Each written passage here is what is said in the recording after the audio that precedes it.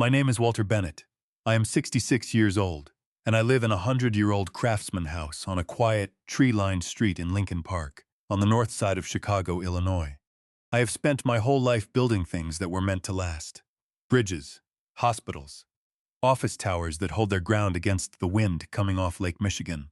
There is a stretch of this city where I can drive for 20 minutes and point out something I helped raise from a hole in the ground on nearly every block. And I have done exactly that, slowly, in my truck, on the anniversary of my wife's death, every single year, because it is the only way I know how to pray.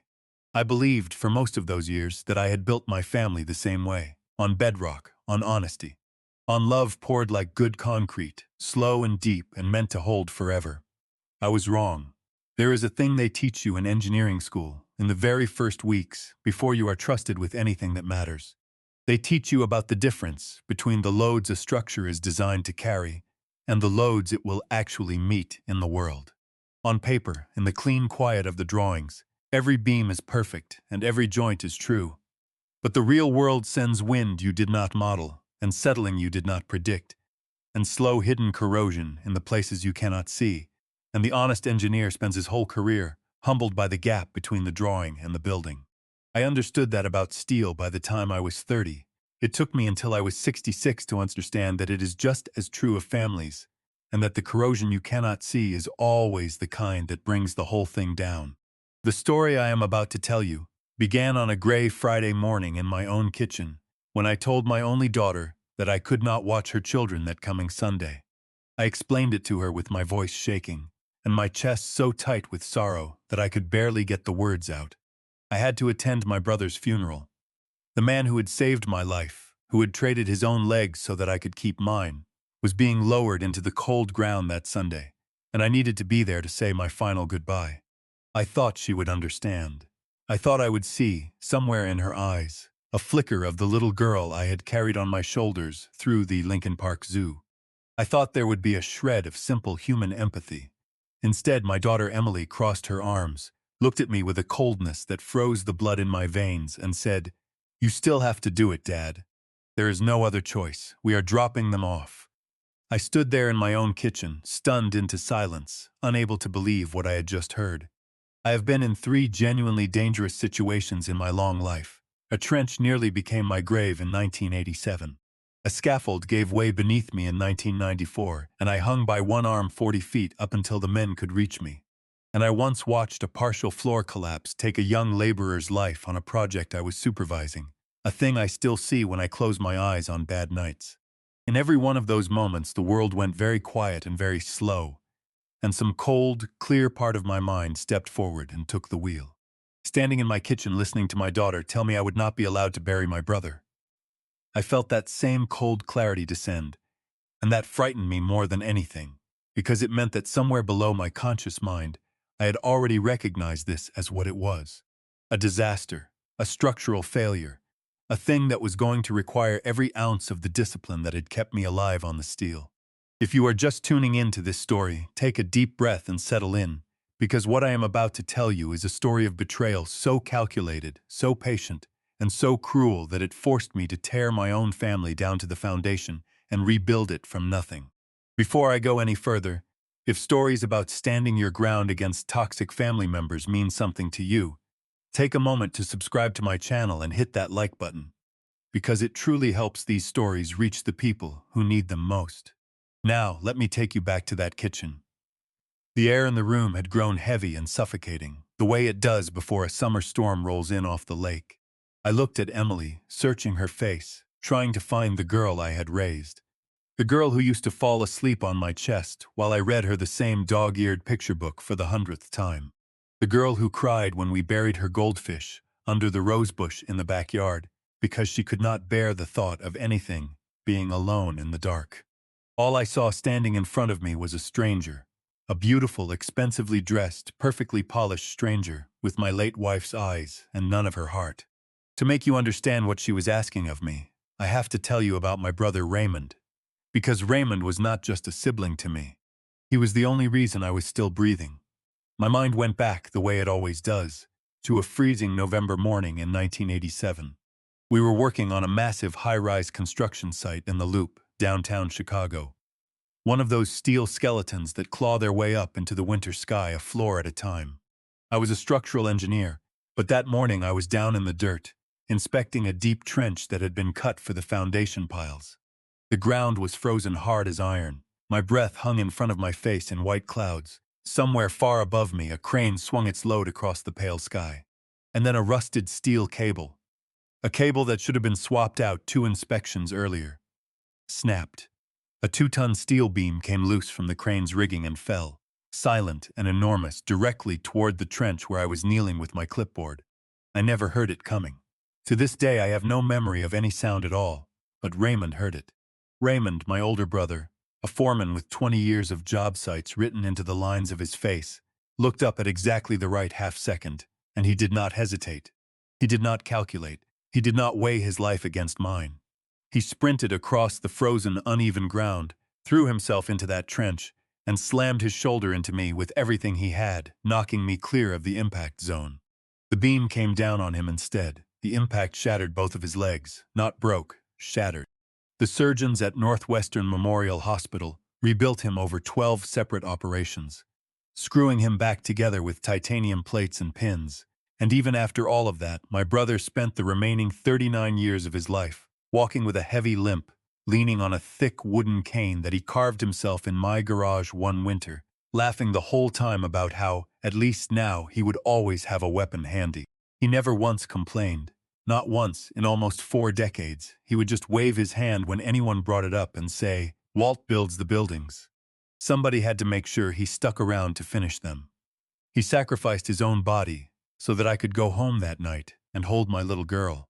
And now, decades later, that very same little girl was standing in my kitchen, coldly informing me that I would not be permitted to bury him. You have to understand what Raymond was to me. In the ordinary years, the years that came after the accident, and stretched on quietly for almost 4 decades. He was not a tragic figure, he refused to be. He turned his ruined legs into a kind of running joke that he never let anyone else make, only him. He would rap his cane against a bar stool, and announce that it had cost him 2 good legs to learn. He never much liked ladders anyway.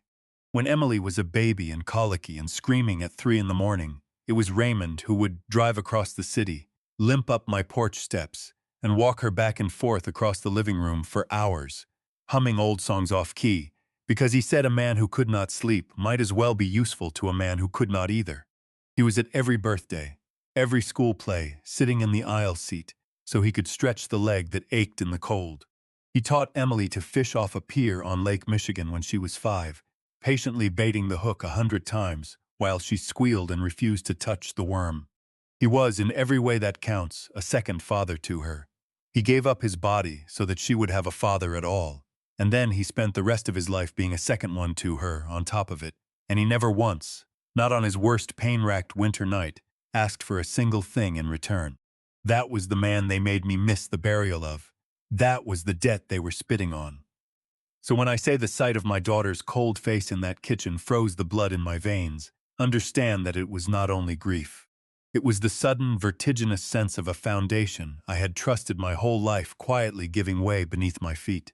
I asked her how she could be so heartless. I asked her, my voice cracking, how she could demand this of me on the darkest weekend of my entire life. That was when Craig, her husband, stepped forward. Craig Whitfield was a commercial real estate broker downtown. He wore flashy custom suits that cost more than my first car, drove a leased European sedan he could not actually afford, and had treated me, from the very first dinner Emily brought him to, like I was a foolish, outdated old man who smelled faintly of sawdust in the past. He looked at me now with that fake, condescending smile he kept in his pocket for waiters and doormen and fathers-in-law. "Walter," he said, spreading his hands like a television preacher, "please do not make this about you. My firm is facing a catastrophic financial crisis. We have a life-or-death corporate merger on the table in New York this weekend. If we do not fly out there and close this deal in person, the company goes under. Forever. We lose absolutely everything." Emily jumped in right behind him, her voice sweet and venomous at the same time, the way only a practiced manipulator can manage. She stepped closer to me, aggressively, and pointed her manicured finger at my chest. She asked me if I wanted my grandchildren to end up living on the street. She accused me of being selfish. Selfish. And then she said the sentence that I will carry with me to my own grave. Dad, are you really going to choose a dead man over your living, breathing grandchildren? Do you want us to go bankrupt and lose our home? Uncle Raymond is already gone. He does not know whether you are at that funeral or not, but Noah and Grace need you right now. The guilt trip was heavy, and it was perfectly calculated, and I want you to notice something about it, because it matters later. They were not improvising. They were twisting my grief into guilt, with the smooth confidence of people reading from a script. They knew exactly where my weakness lived. They knew I would walk through a burning building, without a second thought for those grandchildren. Noah was 8 years old, a quiet, watchful, highly observant boy who noticed everything and said almost nothing. Little Grace was 6, all giggles and glitter and complete untouched innocence. I looked past Craig and Emily into the living room, where the two of them sat on the rug, stacking wooden blocks into a tower, completely unaware of the poison being sprayed across my kitchen 12 feet away. My heart physically ached. I felt cornered in my own home, and so I did what fathers do. I swallowed my grief whole. I clenched my rough, calloused hands into fists at my sides, and I slowly nodded my head. I told them I would take the kids. I told them to go to New York and save their company. They did not offer me a single word of comfort. No thank you. No condolences for Raymond. Nothing. Craig checked his gold watch, grabbed his leather briefcase, and turned for the door like a man catching a train. Emily walked into the living room, gave Noah and Grace a quick, empty hug apiece, told them to behave for Grandpa, and then the two of them were out the front door, practically jogging down my driveway without once looking back. They climbed into Craig's gleaming new luxury SUV, and the engine growled to life. I walked slowly out onto the front porch, holding my grandson Noah by his small, warm hand, and I stood there in complete silence, watching that sleek machine reverse out of my driveway and glide away down the quiet street. A deep, hollow ache settled into my chest and made itself at home. I was mourning my brother, and at the very same moment, standing on that porch, I realized I was also mourning my daughter. Mourning the person I thought I had raised, who it turned out had never existed at all.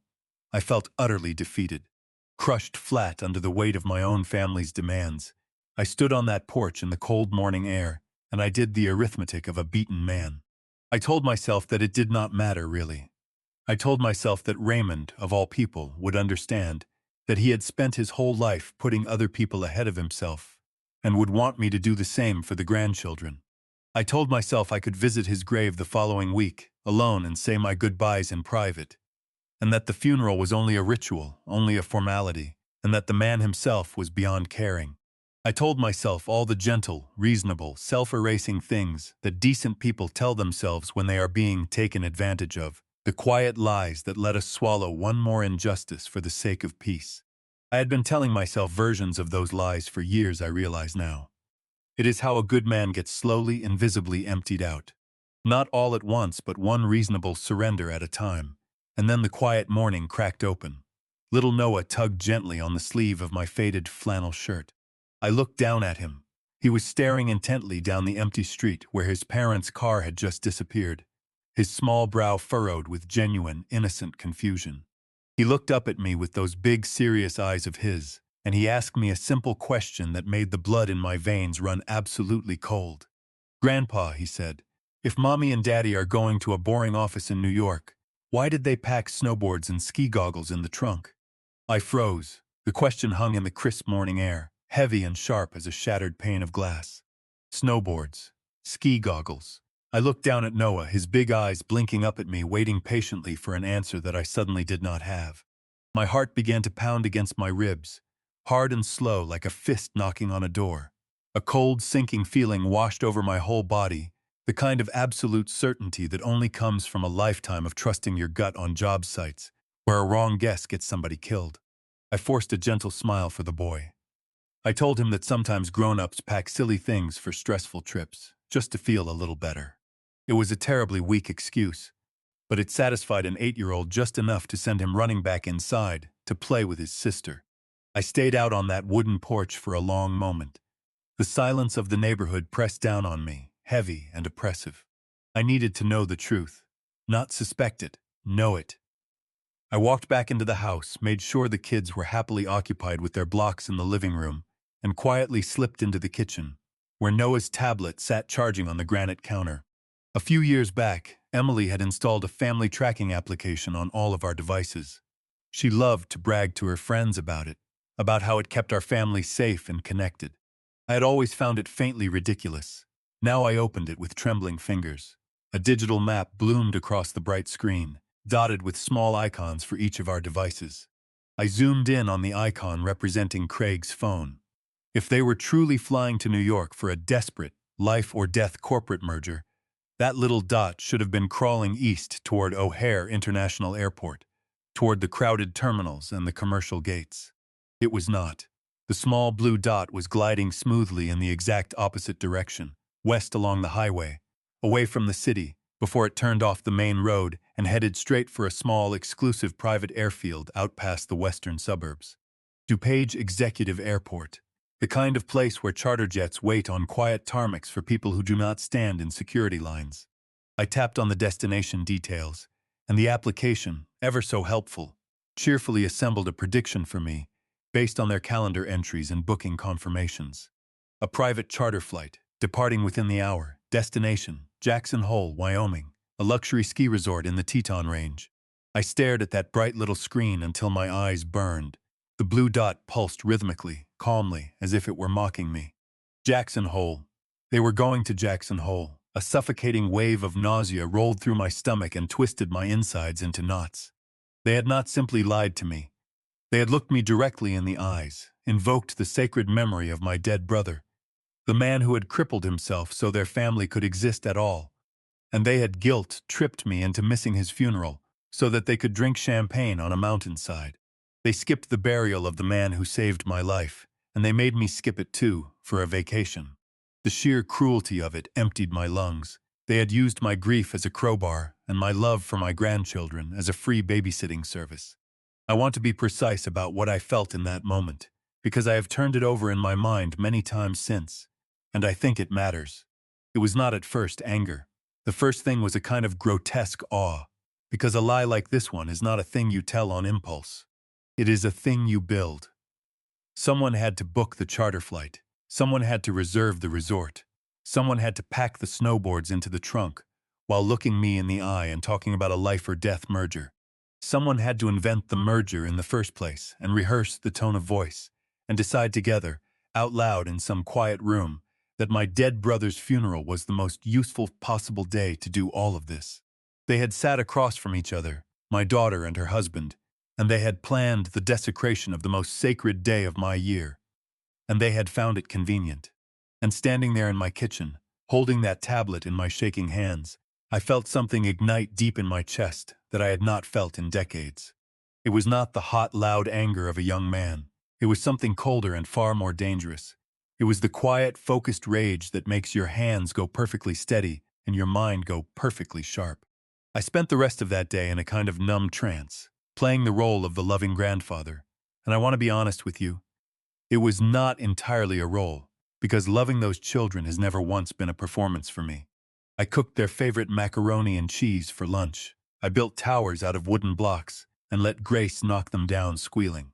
I read them adventure stories on the couch until their little eyes grew heavy in the late afternoon light. But underneath all of it, the engineer in me had already gone to work, quietly, methodically, taking measurements. Once the sun finally set and the house had gone completely silent, I knew exactly what I had to do. The boundaries of trust in this family had been shattered, and they had not been shattered by me. I walked slowly down the long hallway of their house, and I stopped in front of the heavy oak door of Craig's home office. He kept that room strictly off-limits to everyone. Even the children knew never to touch that door. I turned the cold brass knob. It was unlocked. I pushed the door open and stepped inside, switching on the small desk lamp. The room was a monument to superficial wealth and fragile ego. Everything in it had been chosen to project an image of enormous unearned success. Imported leather sofas, a massive mahogany desk polished to a mirror shine, abstract paintings in heavy frames that meant absolutely nothing, and had been purchased, I was certain, by the square foot. I stood there for a moment, looking down at my own hands in the warm lamplight, rough hands, permanently scarred, deeply calloused hands, carved up by 40 years of rebar and welding sparks and drafting pencils. I built real things with these hands, structures that hold their ground against hurricanes and hard winters. I worked until my back ached and my fingers bled so that I could pour a solid, unshakable foundation under my daughter's life. And she had chosen a man who built nothing, a man who traded invisible money and lived entirely on appearances. I stood there a moment longer, and I let myself feel the full weight of a failure I had been refusing to look at for years. Because a man does not get to blame everything on his son-in-law. I had raised Emily. I had poured her foundation with the same hands that had poured 100 buildings, and somewhere along the way, something in the mix had gone wrong, and I had not caught it. Maybe I gave her too much and asked too little.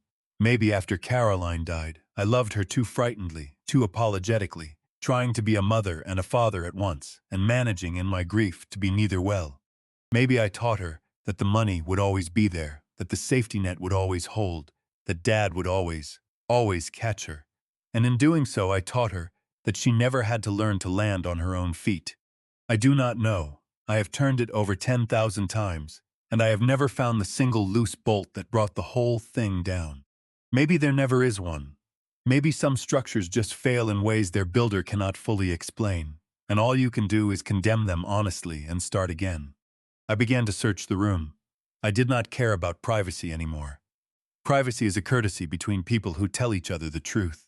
I sat down in Craig's plush leather chair and examined the enormous desk. On the bottom right side, there was a heavy steel drawer, and when I pulled the handle, it held fast. Locked. A small keyhole sat flush against the dark wood. But I am an engineer. I have spent decades on construction sites learning exactly how things are put together, which means I also understand how to take them apart. I keep a small tool roll in my truck the way other men keep a spare tire, out of a lifelong habit of being ready. I went out to the driveway, retrieved a slim tension wrench and a flathead pick, knelt beside that desk, slid the tools into the keyhole, and applied slow, patient, even pressure. I knelt there in the lamplight with my ear near the wood, feeling for the tiny mechanical language a lock speaks to the patient. It is strange the places a life prepares you for. When I was a young man laboring my way through night school, I spent 2 summers working for an old locksmith named Sal to make rent, and I hated it at the time, hunched over other people's doors in the heat. And I never once imagined that 40 years later that grudging skill would be the thing standing between me and being erased from my own life. Nothing you ever truly learn is wasted. Sal used to say that. He was right about more than locks. I felt the pins give one by one. Then a soft, final click. The lock surrendered. And I want to be honest with you about the shame I felt in that instant. My hand on the drawer I had just illegally opened in my son-in-law's private office. Because right up until that click, some stubborn, hopeful, foolish part of me had still believed there might be an innocent explanation waiting inside. A part of me had wanted the drawer to hold nothing but boring tax records, so that I could feel guilty for having doubted them, so that I could close it and go back to bed and wake up in a world where my daughter still loved me. Breaking that lock was the moment I gave up on that world. It was a small, quiet death, and I felt it as one. I slid the drawer open, and inside sat a thick manila folder. Printed across the tab in bold black ink was my own full legal name, Walter Bennett, followed by the address of the home I had lived in and loved for over 40 years. My heart hammered against my ribs as I lifted it out. The heavy paper felt cold and rigid against my fingertips. I carried it back to the desk, sat down in that ridiculous leather chair, and slowly opened the cover, and the quiet hum of the central air suddenly sounded to me like a rising wind. The first document was a comprehensive residential property appraisal, printed on thick, expensive paper, complete with high-resolution color photographs of my own front yard. My rose bushes, my porch, the maple tree I planted the spring Emily was born. I did not just buy that house. When my late wife, Caroline, and I first walked through it, it was a decaying, forgotten shell, with a caved-in porch and water stains blooming across every ceiling. Over 3 decades, I restored every single inch of it with my own 2 hands. I rebuilt the crumbling stone foundation, mixing the concrete myself in a wheelbarrow. I climbed the steep roof in the brutal August heat to lay every cedar shingle by hand. I spent 100 late nights in the garage sanding the original oak floorboards until they glowed like honey. That house is not a piece of real estate. It is a monument to my marriage, and it is the one safe harbor I ever managed to build for the people I love. Every board in that house holds a memory, The scarred spot on the kitchen doorframe where I marked Emily's height every birthday in pencil, from a wobbly line at 3 feet up to the last one, the summer before she left for college, when she stood on her toes to cheat and Caroline caught her, and we all laughed until we cried. The window seat in the den, where Caroline read her novels in the last good autumn before she got sick, wrapped in the Afghan her own mother had made.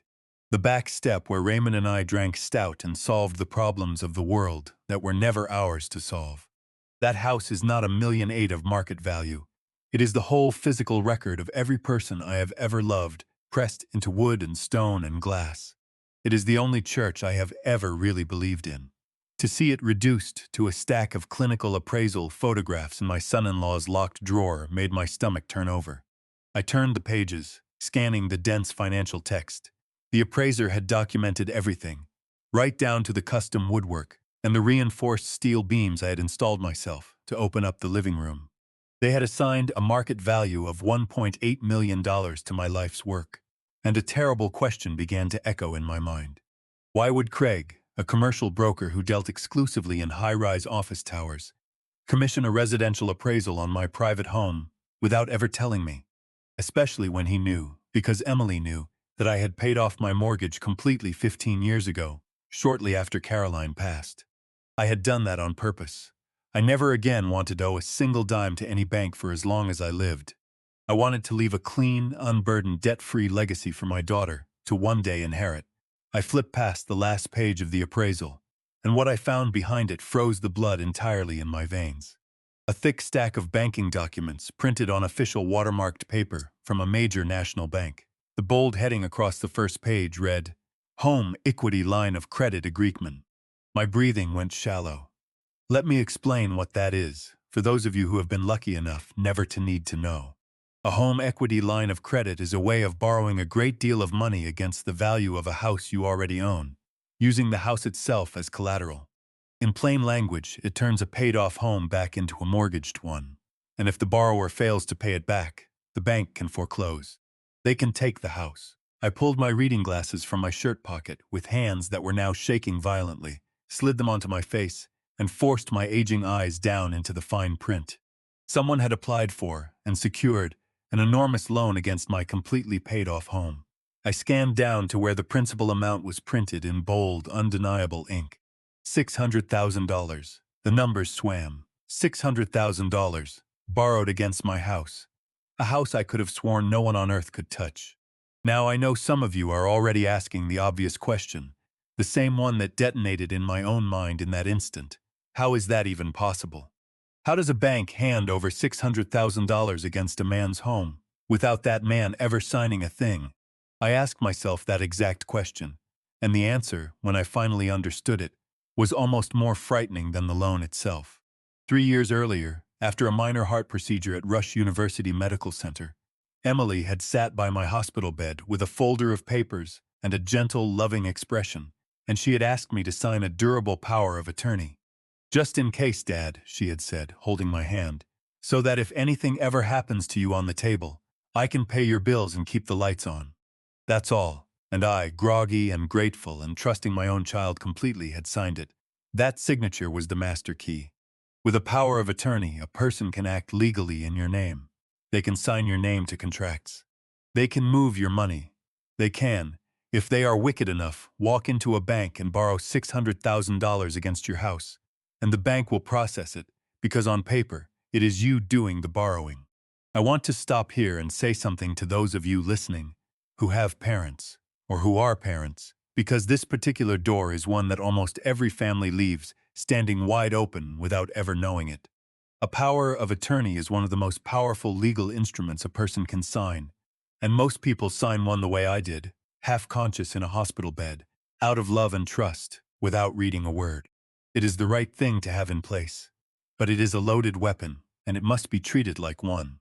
Know exactly who holds it, know exactly what it permits. Review it every few years out loud with a lawyer who works for you and no one else. And if your gut ever whispers to you, the way mine whispered to me on a closet floor 2 years ago, do not shush it for the sake of keeping the peace over a holiday. That whisper is the oldest and wisest part of you, and it is trying to save your life. Mine did. I sat back in that leather chair, and for a long moment I simply could not breathe. But even then, even in that first wave of horror, something did not add up, and the engineer in me could not let it go. Because I remembered something. Something that changed everything. And I am going to tell you what it was, but not yet, because it was the single most important card in my hand. And I did not fully understand its value myself until much later that terrible weekend. For now, I kept reading. Behind the loan agreement was a second set of documents, and these were, if anything, more sinister than the first. They were medical records. But they were not real. They were a fabricated psychiatric evaluation, printed on the letterhead of a clinic I had never once visited, describing a man in the grip of advancing dementia. Confusion, paranoia, sudden bouts of aggression, delusional accusations against his loving family.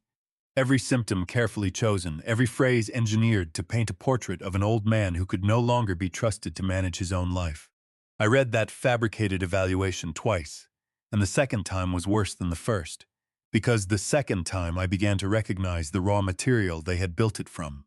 The confusion was a description, twisted, of the ordinary forgetfulness any 66-year-old shows about where he left his glasses. The paranoia was, I understood with a lurch, my perfectly correct instinct 2 years ago, that my daughter should not be picking the lock on my document box. The sudden aggression was surely some moment I had raised my voice, justly, in which they had squirreled away to use against me. They had taken the small, normal human material of my life and my love and my aging, and they had reforged every piece of it into evidence of madness.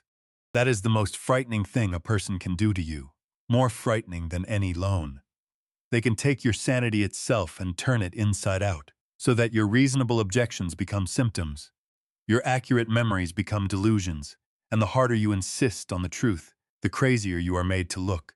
It is a perfect trap, because struggling against it tightens it. I understood reading that page exactly why so many elderly people, caught in schemes like this one, simply give up and let themselves be put away. Fighting it looks like exactly the thing they say is wrong with you.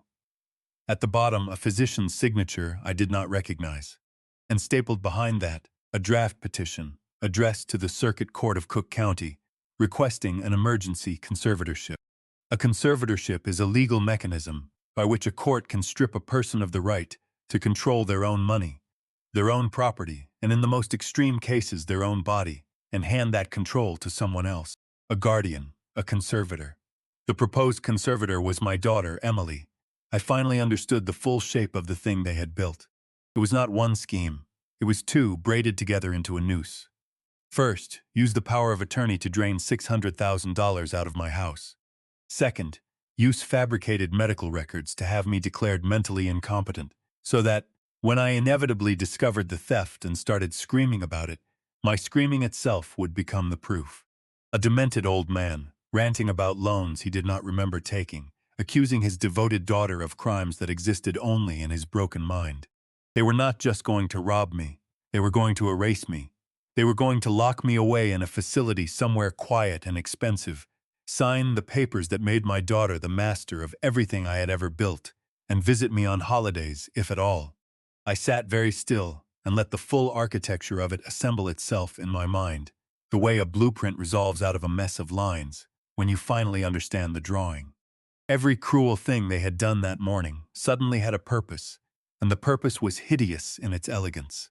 The last-minute abandonment of the children was not laziness or selfishness, or not only those things, it was load-bearing. It was engineered to isolate me, exhaust me, and grieve me all at once, on the single day of the year I was most likely to break. The guilt trip in the kitchen had a second audience I had not known about. The cameras. Every button they pushed on the record. They had not merely wanted to hurt me. They had wanted to film me being hurt, and to sell the footage to a judge as proof that I was too dangerous and too broken to be trusted with my own life.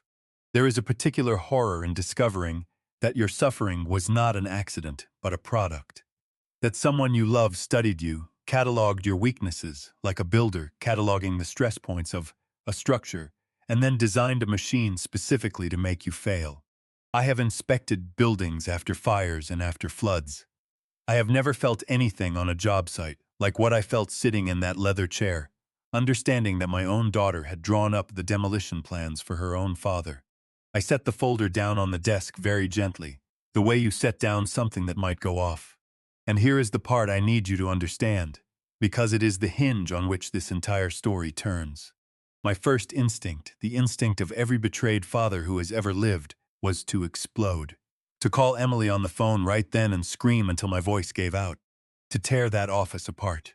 To drive to the airport, buy a ticket to Wyoming, and confront them on the mountain in front of everyone. I did none of those things. Because I am a structural engineer, and there is one lesson that career burns into your bones above all others. When you discover a catastrophic flaw in a structure, you do not attack it blindly. You do not swing a sledgehammer at a load-bearing wall just because you are angry at it. If you strike without understanding the framework, the whole thing comes down on your head, and it buries you in the rubble of your own impatience. You step back, you study the load paths, you find the one pillar that holds the rotten structure together, and then you remove it precisely in silence, so the collapse falls exactly where you intend it to fall. I did not yet know where their central pillar was, so I sat in the dark and I made myself calm and I kept looking. I turned my attention to the sleek silver laptop sitting on a side table. Craig was arrogant about his own intelligence in the specific way that dangerous, mediocre men often are. He mocked the security protocols at his own firm. He left his devices in sleep mode rather than shutting them down. I tapped the trackpad, and the screen glowed instantly to life. Unlocked, because the machine was still tethered to the home network it trusted. I minimized his crowded email inbox and scanned the applications running in the background, and my eye caught on a small gray icon shaped like a microphone. Professional audio recording software, the kind used to archive long conference calls. It was open, displaying a timeline of recent files, and the most recent one had been created just 2 days earlier. It was titled, with breathtaking arrogance, Legal Strategy Session. I found a pair of noise-canceling headphones on the desk, plugged them in, placed them over my ears, and pressed play. A hiss of static. Then Craig's familiar, self-satisfied throat clearing. He was speaking to a man with a deep, authoritative voice, and from their formal, clipped tone I understood quickly that this was the family court attorney they had hired to engineer my destruction. The lawyer sounded impatient. He warned Craig and Emily that the forged medical documents and the bought and paid for doctor's testimony would only get their foot in the courtroom door. Judges, he explained, are deeply skeptical of sudden conservatorship requests, especially when a large estate is involved. Unless they could present some piece of immediate, undeniable evidence of danger, the judge would almost certainly order an independent medical evaluation. And that evaluation would take weeks, and it would stall their timeline. And worst of all, it would give the fraudulent loan time to surface. Then I heard my daughter's voice. It was the same voice that had once called me from a college dorm room crying about a failed exam. The same voice that had said, "I do" in a garden 6 years ago. But now it dripped with a chilling, calculated malice that I did not recognize and will never forget. She told the lawyer not to worry about the independent evaluation. She assured him, in a calm and businesslike tone, that they would deliver the perfect piece of damning evidence by Sunday night. I gripped the edge of the desk, my knuckles going white, and I listened to my own child lay out her plan. She explained it with the cold precision of a general briefing a battle. "My uncle's funeral is this Sunday," she said. "Dad has been grieving all week. He is exhausted. He is heartbroken. He is more emotional right now than I have ever seen him. So we are going to pack our bags, tell him we have a sudden, life-or-death business trip, and dump the kids on him at the very last second, so that he has to miss the burial entirely. He will be furious. He will be sleep-deprived and grieving and completely overwhelmed, trapped alone in a house with 2 energetic children. We are going to push him right to his breaking point." The lawyer, sounding unconvinced, asked how a missed funeral would prove dementia and violent tendencies. And then Craig's voice chimed in, thick with a cruel amusement that I can still hear when I close my eyes. He explained that they knew exactly how to trigger me. They knew I was a proud man, a man of rigid structure and iron routine. By trapping me in my own home while I mourned the most important person in my life. They were building a pressure cooker of raw emotional agony, and they were counting on my grief to boil over into rage. "He is going to snap," Emily said with total confidence. "He is going to lose his temper. He is going to yell at the kids. He might even throw something, and when he does, we will have it in perfect high definition. The judge won't have any choice. I sat in that dark office with the headphones pressing against my ears, and I listened to my daughter describe, with the fluent ease of a woman who had thought about it many times, the exact mechanism by which she planned to break me. And what struck me, what I still cannot fully shake, was how well she knew me. She was not guessing. She had my pride mapped, and my routines, and my grief, and my love for those children. Every stress point of me catalogued as precisely as I have ever catalogued a structure. She had turned the intimacy of a lifetime, all the private knowledge that a child gathers about a parent across 39 years, into a weapon aimed at the softest part of me. There is no stranger on earth who could have hurt me the way she had planned to, because no stranger knew where I was weak. Only the girl I had trusted with everything. My breath caught in my throat. Proof? In high definition? How could they possibly capture me breaking down inside my house while they sat on a mountain 1,000 miles away? The lawyer asked the same question, and my daughter let out a soft, dark laugh that made my stomach churn. Craig spent all week setting up the house, she said. We have complete coverage. The hidden cameras will catch every second of it. The recording kept playing, but I could no longer hear it. A deafening ring had filled my ears. Hidden cameras. My own daughter and her husband had wired my house, the house I built, to record my lowest and most vulnerable moments, and use them as a weapon to bury me alive. I slowly lifted the headphones off my ears and set them down on the desk. The quiet office suddenly felt very small and very sinister. Every shadow in the corners seemed to lean toward me. And then, slowly, deliberately, I raised my head and began to scan the room, tracing the electrical wiring along the ceiling with the same eye I had used to inspect 10,000 buildings. And there it was, positioned directly above the mahogany desk, a standard circular smoke detector. I stared at the small plastic grill, and deep inside the vents, a tiny red light stared back at me, unblinking. For one white-hot second, I wanted to tear it from the ceiling and crush it under my heel. I wanted to scream into that hidden microphone and let them know their trap had failed. But I did not move a single muscle. The engineer took over, and the engineer knew better. You do not tip your hand to a structure you intend to demolish. I lowered my gaze slowly, as if I had only been stretching a stiff neck, and I quietly powered down the laptop, wiped my fingerprints from the trackpad with my sleeve, stepped out of the office, and softly pulled the heavy oak door closed behind me. Then I went into the guest bedroom, lay down in the dark, and stared at the ceiling until the sun came up. I was not going to give them the explosive breakdown they so desperately needed. I was going to give them the exact opposite. I need to pause here and tell you about the card I was holding, the one I mentioned earlier, because that long, sleepless night in the guest room was when I finally understood what it was worth.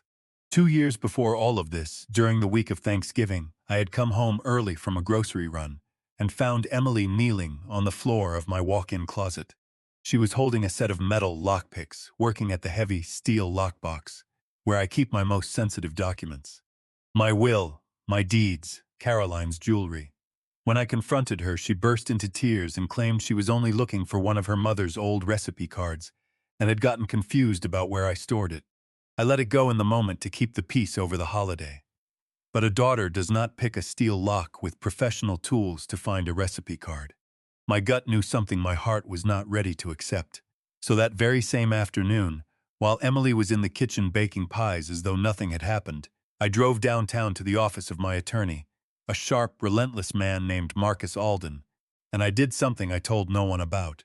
I instructed Marcus to permanently and completely revoke the power of attorney I had signed in the hospital 3 years earlier.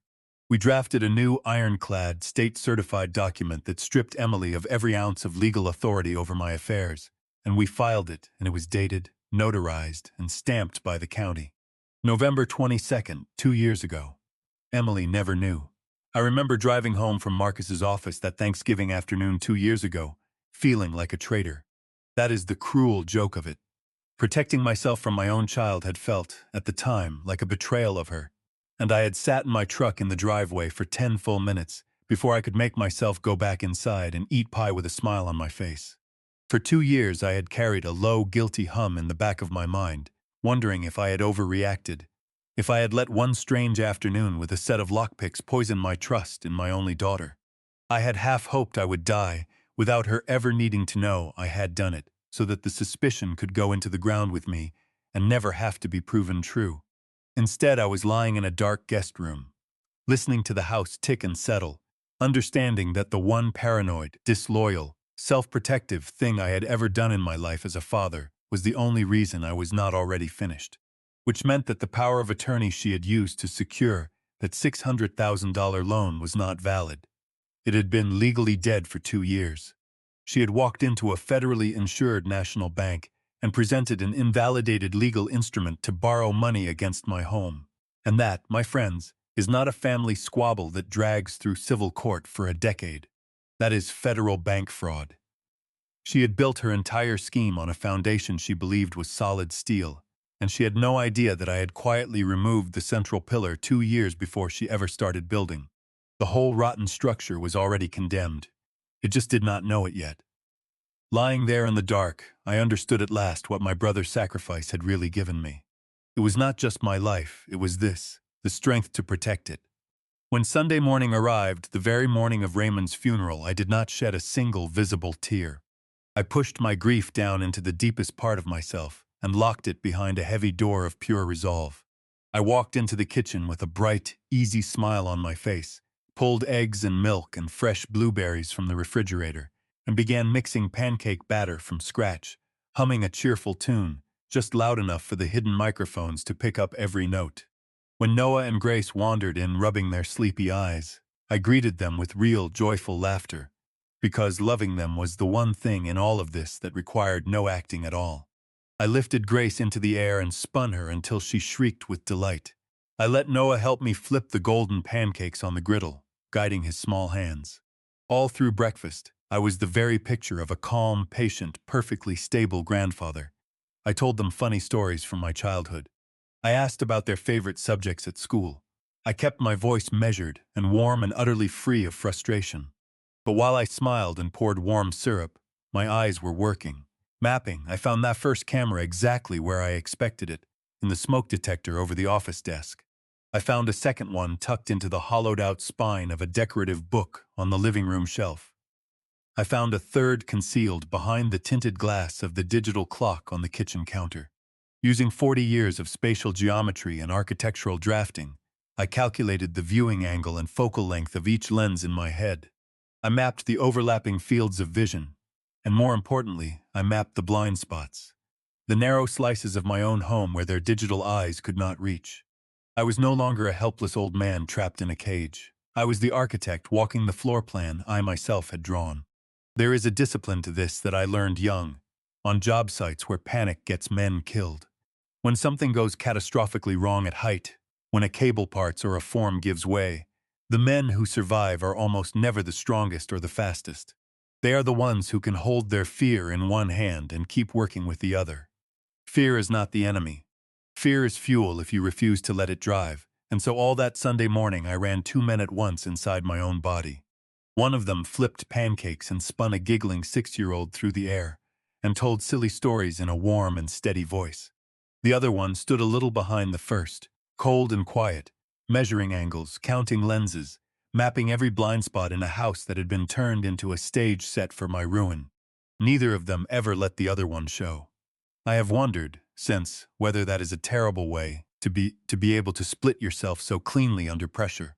I have decided it is not. It is simply what a lifetime of responsibility teaches you. The people who depend on you do not need you to feel less. They need you to function anyway. And there were 2 small people asleep upstairs who were depending on me to function that morning more than anyone ever had. By mid-morning, the children were settled on the sofa under soft blankets with a bowl of fruit and their favorite animated movie. I stood in the center of the living room, looked directly at the camera hidden in the bookshelf, smiled warmly, and announced in a clear, pleasant voice that I was going to run a load of their laundry so their parents would not have to worry about chores when they got home from their stressful trip. Then I picked up a laundry basket and walked calmly out of the camera's view. The moment I crossed into the blind spot, the smile fell off my face like a dropped mask. I did not go to the laundry room. Professional surveillance cameras recording continuous high-definition video and audio generate an enormous volume of data, far too much to quietly stream to a cloud service, especially past the heavy firewalls Craig maintained for his business files. That footage had to be flowing to a physical hub a recorder, somewhere out of sight inside the house. I opened the basement door and crept down the wooden stairs, my rubber-soled shoes silent on every step. The basement was a wide, unfinished concrete space full of holiday boxes and dusty exercise equipment. I followed a thick bundle of insulated black cable running along the ceiling joists, all the way to a locked, ventilated metal utility cabinet in the farthest, darkest corner. My tension wrench popped the cheap lock in seconds. Inside sat a small server box, its lights blinking green in the dark. I pulled a portable encrypted hard drive from my pocket, plugged it in, and began copying every single file. As the progress bar crawled across the little screen, I opened the most recent clip, and there I was, in crisp high definition, walking across my own living room with a laundry basket and a gentle smile. Completely helpless in their eyes. Completely in control in mine. They had wired my home to manufacture my breakdown. Instead, they had built me a flawless, time-stamped record of my own sanity and of their malicious intent. There is a bitter symmetry in that which I have savored many times since. They had spent thousands of dollars and countless hours building an evidence machine, and they had built it so well, so thoroughly, with such professional-grade completeness, that when I simply refused to perform the breakdown they had scripted, their own machine turned around and documented the truth, with perfect fidelity. Every hidden camera that was meant to catch a raging, unstable old man instead recorded a patient grandfather flipping pancakes and building forts. Every microphone meant to capture my collapse instead captured, on a laptop upstairs, their own voices planning the crime. They had, in their arrogance, constructed the most meticulous case against themselves that any prosecutor could ever hope for, and then handed me the only copy of the key. A trap is only as good as the assumption at its center, and their central assumption was that I would break. It was the one load their structure could not carry, and it was the load I had already quietly decided to place on it. When the transfer finished, I ejected the drive, slid it deep into the front pocket of my jeans, closed the cabinet so it looked undisturbed, and walked back upstairs to check on the grandchildren, who had not moved from the movie. Then I stepped out onto the back patio, slid the glass door shut behind me, filled my lungs with the cold afternoon air, and called Marcus Alden. He answered on the first ring, sharp and alert, even on a Sunday. I told him everything: the tracking app, Jackson Hole, the appraisal, the $600,000 loan, the forged medical records, the conservatorship petition, the hidden cameras, and the recording of their legal strategy session that I had pulled off Craig's laptop. Marcus was silent for a long moment, absorbing the sheer cold-bloodedness of it. Then, he let out a slow breath and said we would need to move fast, to file a counter-injunction blocking the conservatorship. But he was worried, he admitted, about the loan. Unwinding a $600,000 financial contract, he warned, could mean years of expensive litigation in civil court. I stood on that deck, looked out over the backyard where I had taught Emily to ride a bicycle, and let a small, cold smile settle onto my face. I told Marcus we were not going to fight this in civil court at all. I told him it was time for Plan B. He asked what I meant, and I reminded him of a quiet Tuesday afternoon 2 years earlier, the week of Thanksgiving, when I had walked into his office and quietly revoked a power of attorney that my daughter did not know had ever been touched. There was a long pause on the line, and then Marcus Alden began, very softly, to laugh. "Walter," he said, "she used a dead power of attorney to pull money out of a federally insured bank." "Yes," I said, "she did." "That's not a civil matter anymore," he said. "That's a federal crime. That's the FBI's jurisdiction, not the family courts." "I know," I said. "How soon can you be here?" I hung up the phone and stood on that back deck for a long while, watching the light go gold and then gray over the yard where I had taught my daughter to ride a bicycle, running behind her with my hand on the seat, letting go the moment she found her balance, the way you are supposed to. That is the whole job of a parent when you strip it down. You run behind them with your hand on the seat, and then, at the right moment, you let go so they can ride. Somewhere I had gotten the timing wrong. I had never quite let go, and so she had never quite learned to ride. And instead of a woman pedaling off strong into her own life, I had raised a woman who, at 39, was still turning around to see whether Dad was there to catch her, and had decided that if he would not fall on command, she would simply push him down herself. But there is a mercy in engineering that there is not always in life, and it is this: it is never too late to fix the foundation. It is expensive, and it is painful, And sometimes you have to evacuate the whole structure to do it, but a bad foundation can be replaced. I had spent that entire terrible weekend learning that my family's foundation was rotten. Now I was going to do the only honest thing a builder can do with a rotten foundation. I was going to tear it out, all the way down to the earth, and I was going to pour it again. True this time, for the two small people who still had their whole lives to build on top of it. I went back inside to my grandchildren, and I did not feel defeated anymore. I felt, for the first time since Emily had crossed her arms in my kitchen, like myself. Marcus told me to sit tight, to keep doing exactly what I had been doing, to be the calm and loving grandfather on every camera in that house, and to change nothing about my behavior. He said he would spend the afternoon making calls I did not need to know the details of, and that by the time Emily and Craig walked back through that front door, the ground beneath them would already be gone. He would come himself, he said, and he would not come alone. I want to tell you about that afternoon because in a strange way it was one of the most peaceful of my life, and I have thought about why ever since. I built a fort in the living room out of couch cushions and bed sheets. Grace declared herself queen of it and knighted me with a wooden spoon. Noah, who is a serious boy, asked me quiet, serious questions, the way he does, about how bridges hold themselves up over water, and I drew him diagrams on the back of an envelope, showing him how a load travels down through a structure into the earth, how every heavy thing is really just resting, in the end, on the ground. He nodded slowly, filing it away in that careful mind of his, and I understood, sitting cross-legged inside a bedsheet fort with my grandchildren, that this was the whole of it. This was what Raymond had bought with his legs on a frozen morning in 1987.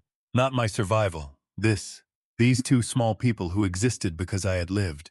This was the load I was carrying, and I was going to carry it down safely into solid ground, no matter what fell out of the sky. Late in the afternoon, something happened that I have not been able to forget. Noah, who misses nothing, climbed into the fort beside me, while Grace was busy dressing the dog in a paper crown, and he asked me, very quietly, in that careful way of his, whether his mommy and daddy were really at an office.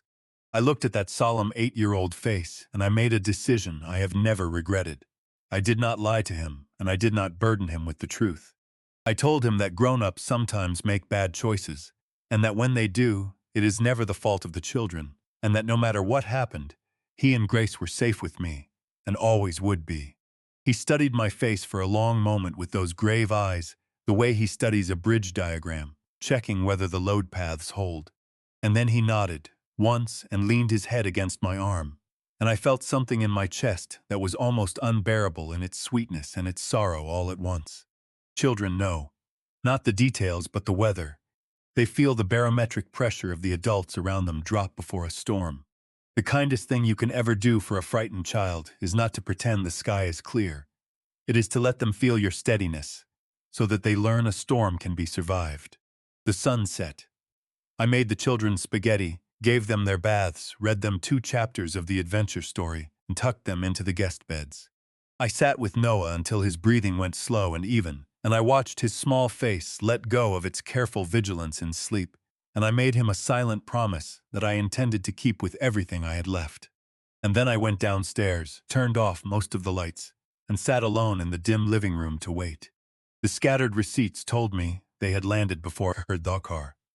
When the tracking dot on the tablet had turned back east that afternoon and begun crawling home from the airfield, I had felt no fear at all, only a deep, level calm. At a little after 9, headlights swept across the front windows, car doors, footsteps on the porch.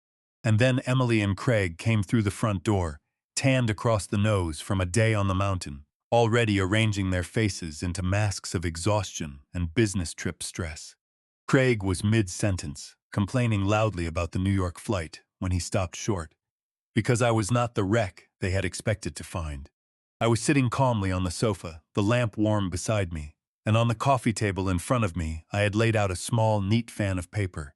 Their charter flight receipts, their resort confirmation, a luggage tag from Jackson Hole. Emily's eyes dropped to the table, and I watched the exhaustion mask slip. She recovered fast. I will give her that. She started in immediately, telling me I was confused, that they had just flown in from New York, that my mind was clearly playing its cruel tricks on me again. I did not move from the sofa.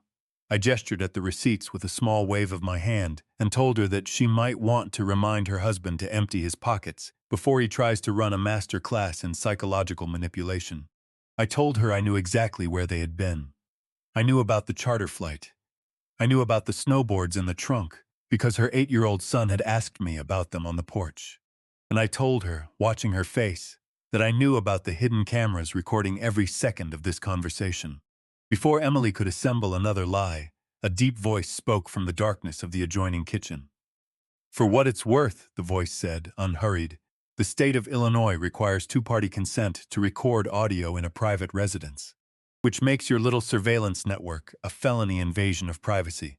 That's before we get to anything else." Emily and Craig flinched violently and spun toward the kitchen. Marcus Alden stepped out of the shadows of the hallway and into the lamplight in an impeccably tailored dark navy suit, a heavy leather briefcase in one hand, his expression entirely without warmth. He walked with slow, measured confidence to the edge of the coffee table and set the briefcase down with a solid, authoritative thud. Craig took a stumbling step backward, his eyes going wide, because he recognized Marcus.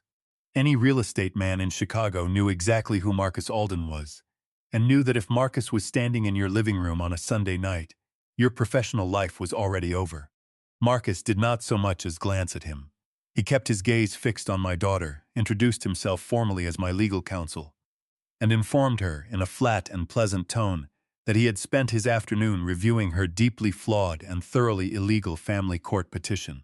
That broke through Emily's panic and lit a wild, cornered rage in its place. Her face flushed deep red. She pointed a shaking finger at Marcus and screamed at him to get out of her house, that he was trespassing, that she would have him disbarred. Marcus did not blink. He simply waited, a patient monument, for her tantrum to burn itself out. When screaming at my lawyer got her nowhere, she whirled back to me, and the mask of the loving daughter was gone completely now, replaced by something feral. She demanded to know where her children were. She accused me of kidnapping them. She yanked her phone out of her purse and held it up like a weapon, shrieking that I was a deranged, violent old man who had finally lost his mind, that she was calling the police, that she would tell them I had taken her children hostage, and that this, all of this, was exactly the proof the judge needed to lock me away for good. Her thumb hovered over the emergency call button, her chest heaving with theatrical panic, performing the violent scene her cameras so badly needed. I remained perfectly still on the sofa. I did not raise my voice. I did not defend myself. I simply reached into the front pocket of my jeans, pulled out my own phone, looked directly into my daughter's wild eyes, and told her, in a voice as cold and hard as structural steel, that she did not need to bother calling anyone. I told her she was right about one thing. The authorities did need to see, with their own eyes, exactly what kind of people lived in this beautiful house. I looked down at my phone, pressed a single pre-programmed button, sending a blank message to a number Marcus had given me an hour earlier, set the phone gently on the coffee table, and told my daughter that the police were already here. Now, I owe you an honest word about how the police came to be waiting outside my house at 9 o'clock on a Sunday night, because I do not want you thinking a blank text message summons federal agents like a magic spell. It does not. What had actually happened was this. Over the course of that long afternoon, Marcus had taken my copied files, the loan agreement built on a dead power of attorney, the forged medical records, the audio of the strategy session, to a contact of his in the Financial Crimes Unit. Bank fraud against a federally insured institution is a federal matter, and when the evidence lands already assembled, neatly on the right desk, the wheels turn faster than most people believe. 2 agents and a Chicago police officer had quietly positioned themselves down the block an hour before Emily and Craig ever came home. The blank text was simply the signal that everyone was inside and the moment had come. Less than 5 seconds after I set my phone down, the brass handle of the front door turned with a sharp click, and the door swung open and struck the entry wall with a bang. 2 federal agents in dark windbreakers and a uniformed Chicago police officer stepped into the brightly lit foyer, their footsteps hard and heavy on the hardwood. Emily instantly threw her shaking finger toward me, her voice cracking with manufactured hysteria, ordering the officers to arrest me for kidnapping her children. She fully expected them to rush across the room and tackle the crazy old man on the sofa. Instead, the agents did not even glance at me. They walked straight past her, their faces hard and strictly professional, and fixed their attention entirely on her husband. The police officer moved calmly to stand in front of the door, blocking the only way out. The temperature of the room changed in an instant. It was no longer a stage for my daughter's performance. It had become a federal crime scene. Craig staggered backward until his shoulders hit the wall. He swallowed hard, wiped cold sweat from his forehead, and his eyes darted around the room, searching for an exit from a trap he had not even known was set. Marcus wasted no time. He unlatched his briefcase, drew out a thick stack of banking documents, and slapped them down on the coffee table, right on top of their scattered vacation receipts. Craig physically jumped at the sound. I watched his eyes lock onto the top page, the fraudulent home equity agreement, the one carrying a signature that was supposed to be mine. But Marcus was not finished. He reached in again and produced a single, heavily stamped sheet of paper in a clear protective sleeve, and laid it gently beside the loan contract. He smoothed it with one hand and looked directly at Craig. "This," he said, "is a state-certified revocation of Walter Bennett's medical and financial power of attorney. I'd like you to notice the date." The date, stamped in red ink at the top of the page, was November 22nd. 2 full years ago. The color drained completely out of Craig's face, leaving him gray as ash. Marcus clasped his hands in front of him and began, in the calm and methodical voice of a surgeon narrating an operation, to lay out the ruin of their lives. He explained that manipulating an elderly parent into surrendering financial control is a despicable thing, but often, in civil court, a slow and murky one. However, he went on, presenting a legally dead, formally revoked power of attorney to a federally insured national bank in order to extract $600,000 in home equity is a different matter entirely. That is not a family dispute. That is premeditated federal bank fraud, and because the institution was federally insured, it carried federal jurisdiction and a mandatory prison sentence measured in years, not months. "You understand the distinction," Marcus said pleasantly, in the tone of a man explaining a tax code. "You could have stolen from Walter for the rest of his life in 100 quiet ways, and he might never have gotten $1 back. Families are almost impossible to prosecute. But you did not steal from Walter. You lied to a bank. And the federal government is far less sentimental about banks than it is about fathers and daughters." And then Marcus did something that made my son-in-law's knees actually buckle. He mentioned, almost casually, a private shell company called Sterling Crest Holdings. Craig made a small sound, like the air going out of him. Marcus explained, still perfectly calm, that the federal agents were already aware of the large civil litigation pending against Craig's brokerage.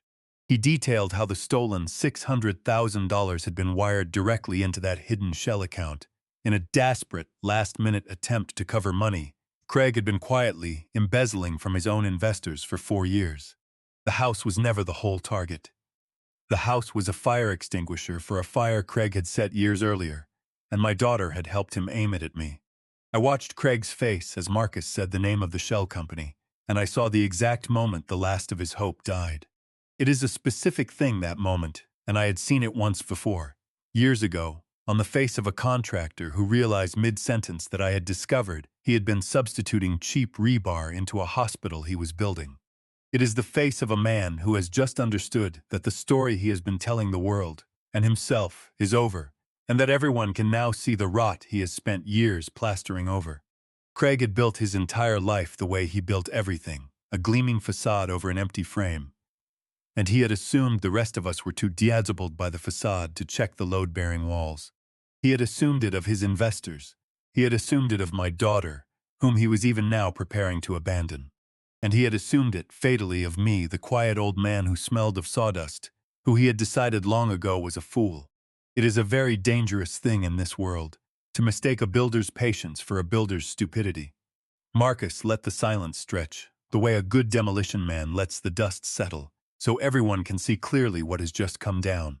Marcus's voice dropped, soft and final. He told Craig that the authorities held the complete paper trail, the wire transfers, the fake appraisal, the forged medical records, and the audio recording of their own voices laughing, planning, in high definition. The trap they had spent months building for me had closed on them instead. And here is where I watched the last illusion of my daughter's marriage die. Because the moment Craig understood that he was looking at a decade in a federal penitentiary, The arrogant broker in the expensive suit simply evaporated, and in his place stood a cornered, sweating coward who would say anything, sacrifice anyone, to save himself. He recoiled from Emily as though she had suddenly become contagious. He threw his trembling hands into the air, shook his head violently, and pointed his finger directly at his own wife's face. He screamed that he had nothing to do with the forged signature, that it was all her idea from the beginning, that she was the one who had physically signed the papers, that it was her father, her house, her plan. He begged the agents to believe that she had manipulated him into the whole thing.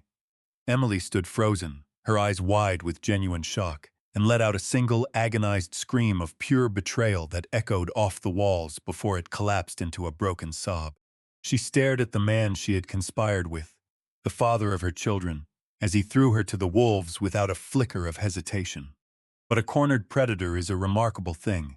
Instead of dissolving into defeat, she spun around and marched straight at the two federal agents, planting herself between them and her husband, pointing her finger back at me. Her voice climbed into a frantic, pleading register. She told the agents they were making a terrible mistake, that this was all a tragic misunderstanding brought on by a sick, delusional old man. She begged them to look at the family court petition she had filed. She swore my mind was gone, that I had advanced dementia, that my ruthless lawyer was taking advantage of my decline, that I had made up the entire story about the fake business trip, that I had probably forged the banking documents myself in a fit of psychosis. I watched my own daughter stand in my living room and try to weaponize my sanity in front of federal law enforcement, and I felt no anger. I want you to understand that because it surprised me too. I felt only a deep, exhausting pity for the hollow thing she had allowed herself to become. I stood up slowly from the sofa. My movements were calm, deliberate, steady. The agents turned their attention to me at once, hands drifting toward their belts, waiting to see whether the supposedly violent, unstable old man would finally erupt on cue. I did not shout, I did not wave my arm. I reached into my pocket, pulled out my phone, and explained to the agents, quietly, that my daughter and her husband had spent the week installing hidden cameras throughout my home, in order to manufacture a psychological breakdown they needed on video to secure an emergency conservatorship by Monday morning. Then I opened the audio file I had taken from Craig's laptop, turned the volume all the way up, and handed the phone to the lead agent. The room filled with my daughter's own recorded voice. The agents listened in complete silence as Emily laughed, on tape, about my brother's funeral. As she calmly outlined her plan to use her own innocent children as emotional bait to drive their grieving grandfather to the brink of a breakdown. As she described the hidden cameras that would capture it all, the last of the color left Emily's face. Her frantic energy simply evaporated, leaving her paralyzed by the undeniable echo of her own words. I watched the agents' faces as they listened, and I will remember it for the rest of my life, because it was the first outside confirmation I had received all weekend, that I was not, in fact, the crazy one. These were seasoned men. They had heard, I am certain, a great many terrible recordings in their careers, sitting in that kind of professional stillness that hard men wear to keep the job from getting inside them. But I saw it get inside them anyway, just slightly, just around the eyes, as my daughter's recorded voice laughed about her uncle's funeral and laid out her plan to use her own small children as bait. There is a particular quality of evil that even hardened people are not fully armored against, and it is the evil that wears the face of family. A stranger's cruelty they can file away, but a daughter plotting the erasure of the father who raised her, calmly, over the phone, as a matter of scheduling, that reached even them. The lead agent lowered the phone slowly, his expression hardening into something like disgust, and told her he had heard more than enough to establish intent. Emily turned to me then, her eyes filled with sudden, terrified, genuine tears. She took a small, hesitant step forward and whispered, "Dad." Her voice broke on the single syllable, small and fragile as a little girl's, reaching for the one person who had protected her from every dark thing her whole life. And I will tell you honestly, because I promised you honesty, that the word landed. It reached down through every layer of steel I had spent that weekend, welding around my heart, and it found the father underneath, the man who had walked a colicky baby across this same living room at 3 a.m, and it squeezed. For 1/2 of 1 second, I felt my resolve waver. That is what these people count on in the end. Not on your weakness, but on your love. They know that the deeper you love, the longer the leash they can pull. My daughter had said the word, "Dad," the way you throw out a grappling hook, and for half a second it caught. But then I looked at her eyes, really looked, and I saw that even now, even in this, she was watching my face to see if it was working. The tears were real. I do not doubt the tears were real, but so was the calculation behind them, the two of them running at once inside her, exactly the way two men had run inside me all that Sunday morning. She had inherited that from me, I suppose, the ability to split herself under pressure. She had just aimed it at a different target. But she was not my little girl anymore. That little girl, if she had ever truly existed, had been buried a long time ago under 6 years of quiet, patient calculation. I looked her directly in the eye, my back straight, my voice without any of the warmth she was fishing for. I reminded her that when she was small, I used to teach her the fundamental rules of the thing I loved, structural engineering. And I reminded her of the most important lesson I ever gave her. If the foundation is rotten, I said quietly, you cannot save the building by painting the walls. You have to tear it down to the dirt and pour it again. I taught you that when you were 7 years old. I just never imagined you would make me use it on my own family. The agents read Craig his rights first, and then, after a brief conference over the documents, they read Emily hers. They handcuffed them both in my living room. Under the warm light of the lamp I had read my daughter to sleep beneath 1,000 times. Craig wept openly and kept talking, trying to bargain, trying to inform, all the way out the door. Emily said nothing at all. She only looked back at me once from the porch, and I do not have the words, even now, for what was in her face.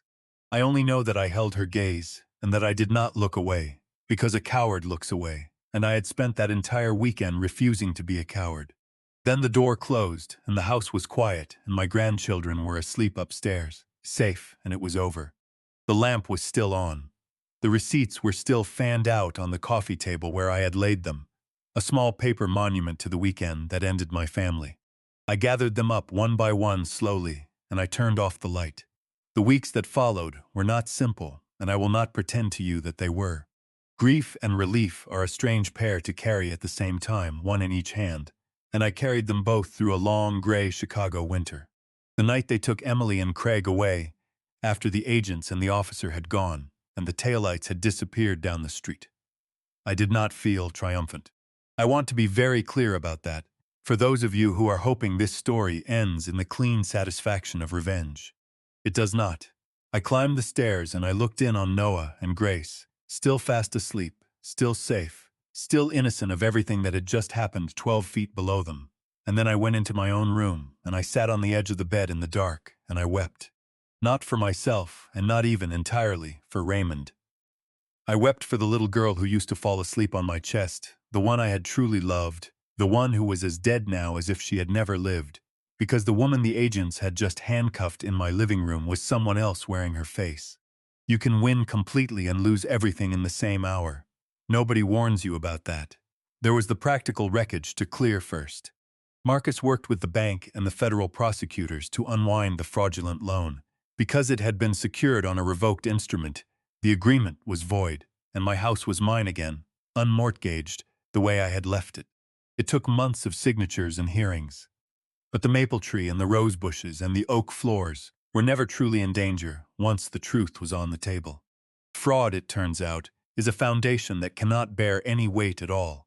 Craig accepted a plea rather than face the full weight of the embezzlement and bank fraud charges together, and he is now several years into a sentence in a federal facility downstate. His firm dissolved. Sterling Crest Holdings, the shell company, was peeled open like a rotten log, and the investors he had been robbing lined up to take what was left.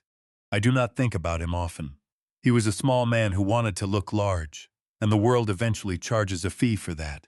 Emily's road was different and harder for me to watch, because whatever she had become, I had once held her in the crook of my arm in a hospital room and wept with joy. She was not sent to prison. Her cooperation, her lesser role in the bank fraud itself, and I will admit, a quiet word I asked Marcus to pass along, kept her out of a cell. But the marriage was gone. The lifestyle was gone. The house in the suburbs with the imported sofas was sold to pay lawyers. She lives now in a small apartment on the far side of the city and works, for the first time in her adult life, an ordinary job. I want to tell you why I asked Marcus to pass that quiet word along, the one that kept her out of a cell. Because I have thought about it a great deal, and I am still not entirely sure I did the right thing. And I would rather show you my uncertainty than pretend to a wisdom I do not have. Part of it was for the children.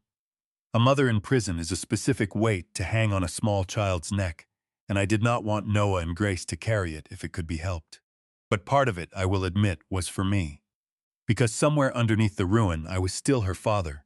And if a father cannot fully switch that off, no matter what she has done, and the thought of my own child in a federal cell was a thing I found I could not live beside. So I chose. I chose to protect myself from her completely, to bar her from the trust with concrete and steel, to end the relationship without qualification, and at the same time to spare her the cell. Those two things can both be true at once. Boundaries and mercy are not opposites. You can slam a door and still not wish the person on the other side of it dead. In fact, I think the healthiest boundaries are the ones set without hatred, coldly, cleanly, the way you'd condemn a building you once loved. Not out of cruelty, but because it can no longer safely be lived in, and pretending otherwise would only get someone hurt. We do not speak. She has not asked to see the children, and the courts, given everything, did not require that she should. Perhaps someday, years from now, if she becomes someone genuinely different, that door might open a crack. But it will open, if it ever does, on my terms and on the children's, and only after a very long time of proof, and never, ever again on the strength of a single word like Dad, thrown out like a hook to see if it still catches. I have retired that hook. It is the one piece of my old self I was glad to demolish. I became the legal guardian of Noah and Grace. That is the part of the story that matters.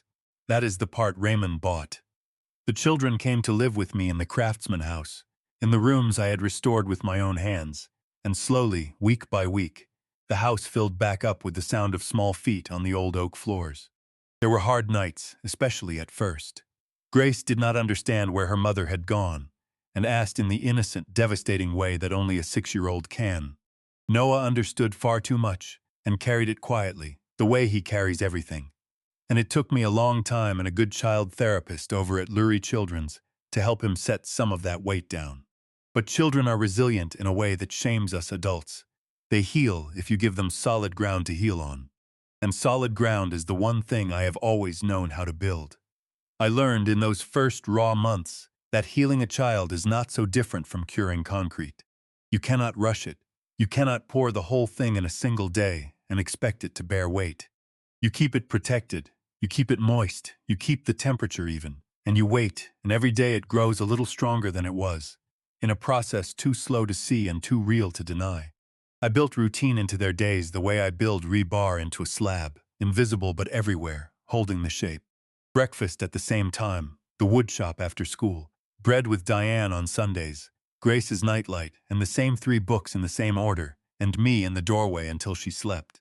Noah's Saturday mornings drawing structures with me at the kitchen table, load paths and cantilevers.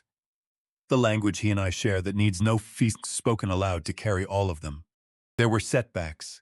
There was a night Grace woke, screaming for a mother who was not coming, and I sat on the floor of her room in the dark and held her until dawn and did not try to explain anything at all, because some griefs are too large for explanation and only want a warm arm around them.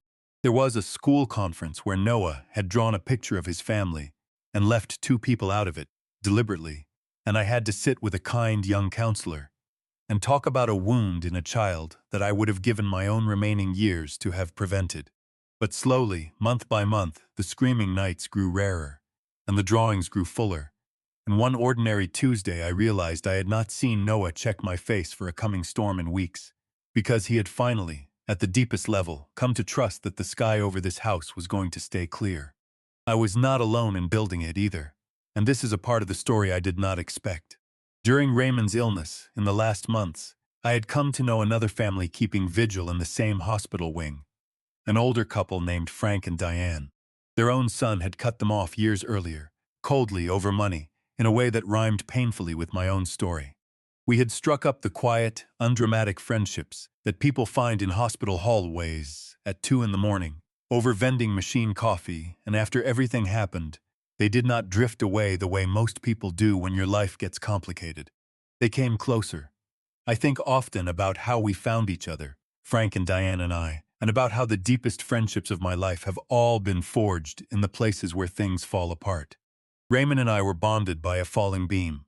Frank and Diane and I were bonded by a hospital hallway and the particular, unspeakable loneliness of being an old person betrayed by the child you raised. There is a shame in that betrayal that keeps most people silent, because the world quietly assumes that if your own child has cast you off, you must have done something to deserve it. Frank and I never had to explain that shame to each other. We recognized it on sight, the way two veterans of the same war recognize each other across a room. And in refusing to be ashamed together, we somehow set each other free of it. Frank and Diane come over for dinner every Sunday now. Diane taught Grace to bake her grandmother's bread, and the kitchen fills with flour and laughter. Frank, who was a machinist for 40 years, stands out in my wood shop with Noah and me, and the three of us build birdhouses that Grace paints in colors no bird has ever been. We had both been betrayed, Frank and Diane and I, by the children we gave everything to, and instead of letting that shared wound turn us bitter and small, it forged something between us. A new family, built out of the broken pieces the old ones left behind. A family founded not on the accident of blood, but on the choice, made freely again and again, to show up and tell the truth, and protect the innocent people sitting right in front of us. There was one more thing I needed to do, one final piece of construction, before I could rest. I went back to see Marcus one last time, not to fight alone or block a petition, but to build a wall that no future storm could ever breach. I instructed him to place the entirety of my estate, my savings, my retirement, and the deed to my beloved house into an irrevocable trust for Noah and Grace. Let me explain what that means, because it is a thing every one of you with something to protect should understand.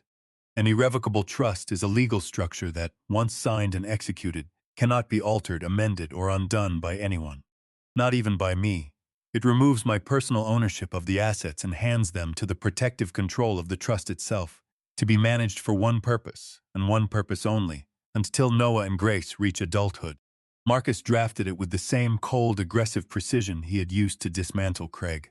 We layered in clause after clause, and I made certain that Emily's full legal name was written explicitly into the exclusionary provisions, in language that was clinical and precise and final. She is never to receive a single dollar. She is never to be granted any access to the accounts. She is permanently barred from contesting the trust in any court. Even if, years from now, she should reinvent herself, or manipulate some sympathetic judge, or fabricate some new and elaborate story, the trust will stand between her and my grandchildren's future like a wall of poured concrete, and it will not move. I severed her, permanently and deliberately, from the safety net she had tried to steal. The morning I signed those papers, in Marcus's quiet downtown office with the lake spread out gray and enormous beyond the windows, I felt the strangest thing. I felt light. I had expected to feel grief, and there was grief in it, but underneath the grief there was a lightness I had not felt in years, and it took me a while to understand it. It was the lightness of finally setting down a burden I had carried so long I had stopped feeling its weight. For 4 decades, I had carried the low, constant, humming anxiety of a man responsible for keeping his child afloat no matter what, a man who could never fully rest, because there was always someone downstream who might need catching. And in that office, with the stroke of a pen, I set that burden down for good, not because I had stopped loving, but because I had finally understood that what I had been carrying was not love at all. It was fear, and I was at long last too old and too tired and too clear-eyed to keep carrying fear up the hill. The lawyers have a cold phrase for what an irrevocable trust does. They say it removes the asset from your estate. But sitting there signing my name, I understood it meant something warmer and truer than that. It meant that no future version of my daughter, however clever, however desperate, however skilled at throwing out the word "dad" like a hook, could ever again reach through time and take what belonged to those children. I was reaching forward past my own death to keep them safe. I was pouring a foundation that would hold long after these scarred hands were gone. There is no more purely fatherly act than that, and I had to lose almost everything to finally get to perform it right. I know that some of you, hearing that, will flinch. I understand. Believe me, I understand. But I would ask you to sit with it before you judge it. A few days after that final meeting with Marcus, I woke before dawn. The neighborhood was silent. wrapped in a thick, cool autumn fog that clung to the damp grass and softened every streetlight into a pale halo. I dressed in my warmest flannel and a heavy denim jacket, moved by a deep and quiet need to keep a promise I had made weeks earlier in an empty living room. I went to the refrigerator and took out a single-glass bottle of dark stout. It was Raymond's brand, the exact beer we used to drink together on my back porch after a long week of pouring concrete and bending steel, arguing about baseball, and telling the same old stories until the streetlights came on. I set the cold bottle on the passenger seat of my truck and drove slowly through the quiet city toward the cemetery on the north side, the fog parting and closing again around me the whole way. I passed through the tall iron gates just as the morning sun began to burn through the mist, laying long ribbons of gold across the manicured lawns and the neat rows of polished granite. I parked along the gravel path, took the bottle, and walked down the gentle slope toward the newer section, the dew soaking into the leather of my boots. I found him. The headstone was simple and elegant and exactly cut, the way Raymond would have wanted it, nothing showy, everything solid. I stood a long time just reading his name carved into the smooth gray stone, and the dates, and I let the fresh grief come, because I had earned the right to feel it now. But it was no longer the desperate, drowning grief of the day I missed his funeral. It was a quiet, respectful sadness, the kind that honors a life fully and well lived. I knelt on the damp grass, traced the letters of his name with my calloused fingers, and I smiled, remembering the booming sound of his laugh and the heavy, rhythmic thud of that hand-carved cane on my hardwood floors. Then I took the cap off the bottle, held it out over the fresh earth, and slowly tipped it forward. The dark stout poured out and soaked into the ground, and I watched the foam settle into the grass, and I began, at last, to talk to my brother. I told him everything. I told him about the trap, the cameras, the forged papers, the plan to lock me away in the dark. I told him how my heart had shattered when I understood that my own daughter had built it.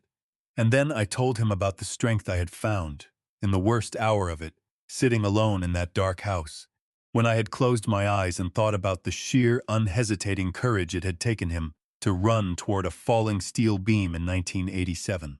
"You didn't stop to think, Ray," I said to the stone. "You saw it coming for me and you just threw your whole body into the gap. You shattered your legs so I could walk away without a scratch. And for almost 40 years I thought that was the whole gift. I thought you'd just kept me alive."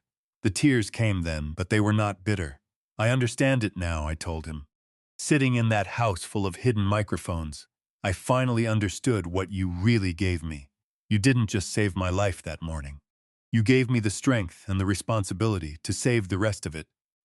If I'd let her destroy me, if I'd surrendered and let them lock me away, I'd have thrown away the whole second life you paid for with your legs. Honoring what you did meant refusing to let it be wasted by cruel and greedy people. You saved me twice, brother.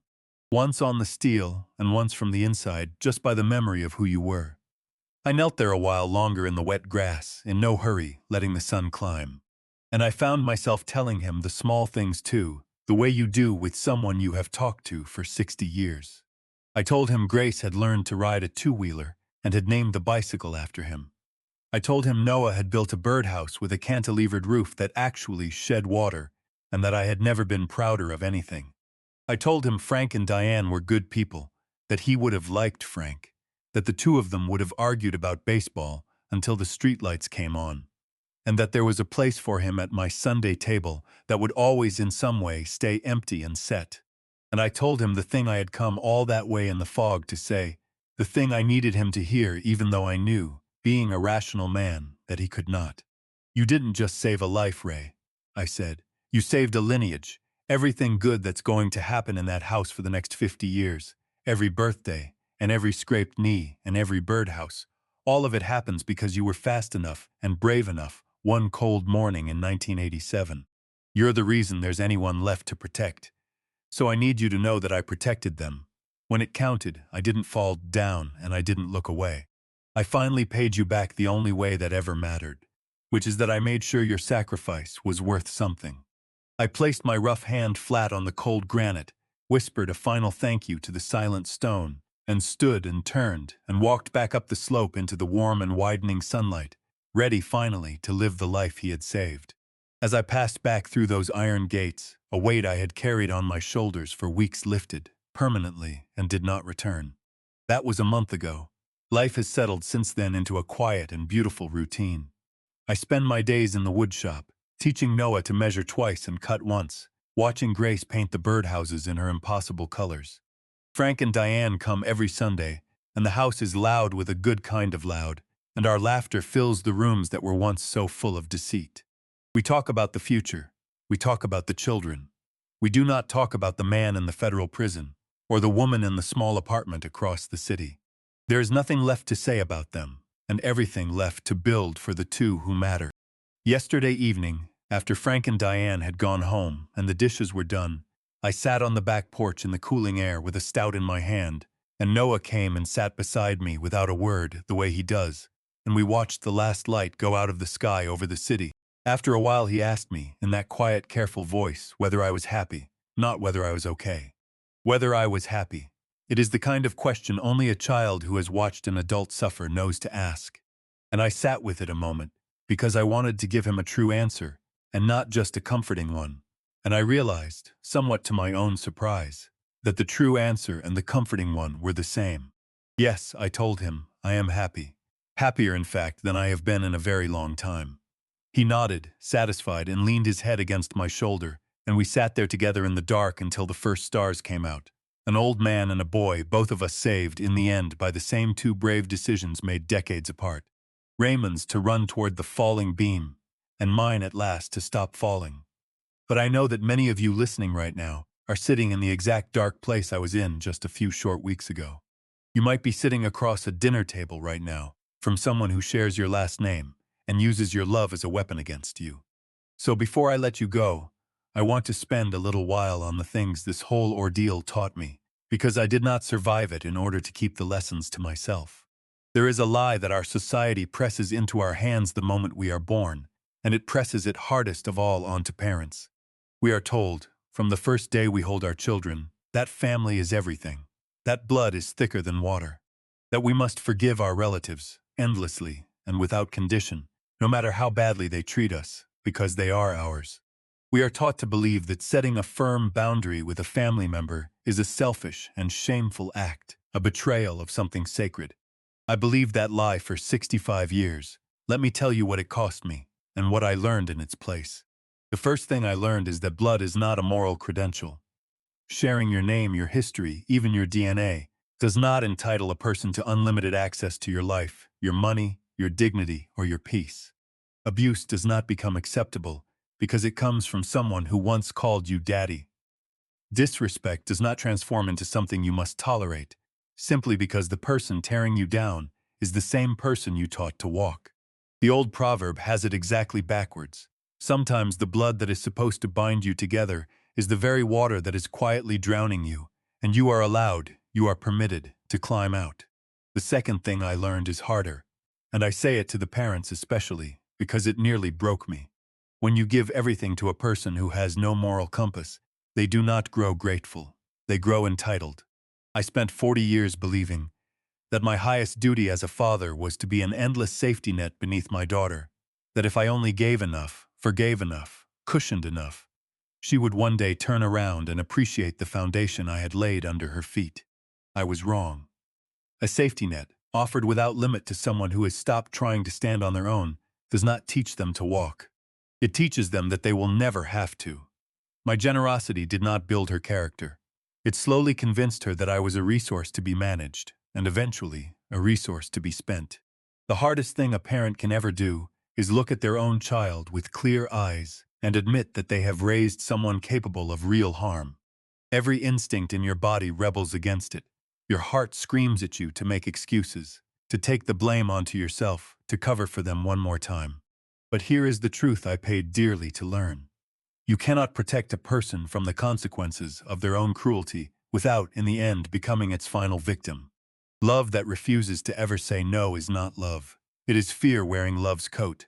There is a third thing, and it is about forgiveness. Because I know some of you are wondering about that word, and it deserves an honest answer. People will tell you that you have to forgive, that carrying anger will only poison you, that forgiveness is a gift you give yourself. There is truth in that, but there is a lie tangled up in it too, and the lie is this. that forgiveness means reopening the door. It does not. I have in my own quiet way let go of my anger toward Emily. I do not lie awake hating her. I feel, when I feel anything, a kind of grief for the person she might have been. That is as close to forgiveness as I can honestly get, and I think it is enough. But forgiveness, real forgiveness, has never once required me to hand her back the keys to my life, or my bank accounts, or my grandchildren, or my trust. You can forgive a collapsed building for collapsing. You still do not move back into it. Reconciliation is a separate thing from forgiveness, and it must be earned across years by changed behavior, not granted on demand because someone shares your blood and has run out of other options. Do not let anyone shame you into confusing the two. You may release the anger and keep the boundary. In fact, that is the only way the release is safe. And the last thing I learned, I already knew, because I had spent my whole life knowing it in steel and concrete. I just had never once thought to apply it to a family. Every structure, no matter how tall or how beautiful, rests entirely on its foundation. If the concrete was poured wrong, if the steel inside it has rusted through, the building will come down. It is not a question of if, only when. And you cannot save a doomed structure by hanging new curtains in its windows or painting its walls a cheerful color. Sometimes the only honest, responsible, loving thing you can do is be brave enough to swing the wrecking ball, to tear it down to the dirt, clear away the poisoned debris, and pour a new foundation, clean and true, in its place. That is what I did to my own family. It was the most painful decision of my life. It was also, without question, the most necessary. I demolished the rotten structure my daughter had built, and on the cleared ground I poured a new foundation for my grandchildren, and for the strange, chosen, unbreakable little family that gathers in my kitchen every Sunday now. There is one more thing I want to say to you before I go, and it is the thing I most wish someone had said to me 30 years ago. Family is not a fact. Family is a practice. We are taught to think of it as something fixed, something given to us at birth and binding forever, regardless of how anyone behaves, a category you cannot resign from. But the truest families I have ever known were not the ones assigned by blood. They were the ones assembled by choice, out of the people who kept showing up. Raymond chose me 1,000 times over, long after the beam fell. Frank and Diane chose me across a vending machine in a hospital hallway. And I choose, every single Sunday, the strange and beautiful little family that gathers now in my kitchen and fills it with flour and sawdust and laughter. Blood gave me a daughter who tried to erase me. Choice gave me everyone who saved me. Do not let anyone tell you that the accident of birth outranks the daily, deliberate labor of love. It does not. It never did. So if you are out there tonight, hiding in a bedroom or sitting in a parked car, wondering how much more of the manipulation and the disrespect you can endure, I want you to hear this from an old man who has been exactly where you are. You have the right to walk away. You have the right to protect your peace, your finances, your health, and your mind, even from your own flesh and blood, even from people the world insists you must never leave. You do not owe your one and only life to anyone who is actively working to destroy it. Respect is not inherited. It is earned, and no one is entitled to yours simply because you share a name. Some will say I went too far. They will say a father should never turn his back on his child, whatever she has done. I have made my peace with those people, and with that question. I did not turn my back on a child. I removed a safety net that was being used as a garrote around my throat, and I let a grown woman face the real and honest consequences of the choices she made with open eyes. That is not cruelty. That is the last, hardest form of respect one adult can offer another, the respect of no longer pretending. I looked down at my hands the other day, out in the woodshop, with Noah measuring a board beside me. Rough hands, scarred, calloused, marked by a long and difficult life. But for the first time in all my 66 years, I looked at them and felt that I had finally built something that will truly stand. Not a bridge, not a tower, a safe place for two children who deserve one, that no storm and no liar will ever bring down. Now I want to hear from you, because I read every single comment, and I mean that. Do you think I did the right thing? Or do you think I went too far by letting my daughter lose everything? There is no wrong answer, and I truly want to know how you see it. And tell me, as well, which city you are watching from tonight, because it genuinely moves me to see how far these stories travel, and how many good hearts they reach. If this story gave you the courage to protect your own foundation, then do me one small favor and subscribe to the channel. so the next person who needs to hear it can find it too. That simple act helps more than you know. Thank you for spending this time with me. Take care of yourselves out there, guard your foundation, and remember that you are allowed to build a family out of the people who actually show up. I will see you in the next story. The story you just heard is a work of fiction. Walter, Raymond, Emily, Craig, the children, and everyone else in it are characters I created, and the events are dramatized for the purpose of storytelling. I write and narrate these stories myself, drawing on the very real emotions, dilemmas, and hard-won lessons that ordinary people wrestle with in their own families every single day, because I believe there is real truth to be found inside a made-up story, and real comfort in knowing you are not alone in what you feel. Any resemblance to specific real people or actual events is entirely coincidental.